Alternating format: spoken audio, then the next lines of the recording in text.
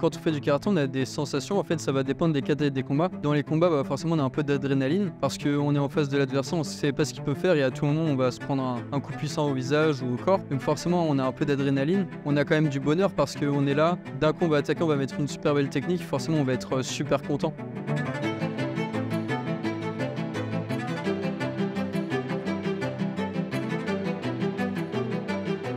Pour moi, le karaté, c'est une passion, oui, parce que j'en fais depuis que je suis tout petit. J'ai commencé le karaté, j'avais 6 ans. En fait, je regardais un dessin animé à la télévision et je me suis dit, c'est ce que je veux faire, donc je l'ai dit à mon père. J'ai fait un entraînement et ça m'a plu, donc j'ai continué. Le karaté, déjà, ça va apporter beaucoup de valeurs. Alors, les valeurs, ça va être le respect, forcément, le courage, l'honneur à soi-même et aussi beaucoup de confiance en soi.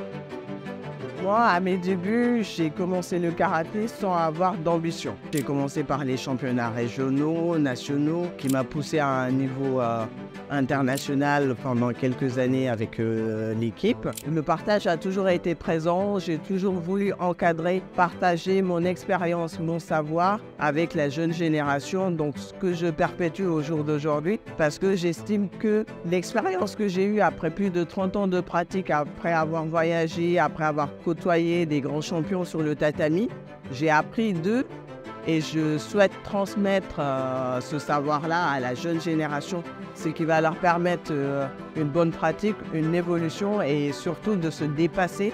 Et je souhaite surtout qu'ils me dépassent parce qu'au jour d'aujourd'hui, le karaté est censé être discipline olympique. Moi, j'ai pas eu la chance d'en faire partie parce que je laisse la place aux petits jeunes. Mais j'espère que la future génération pourra y accéder sur le podium olympique.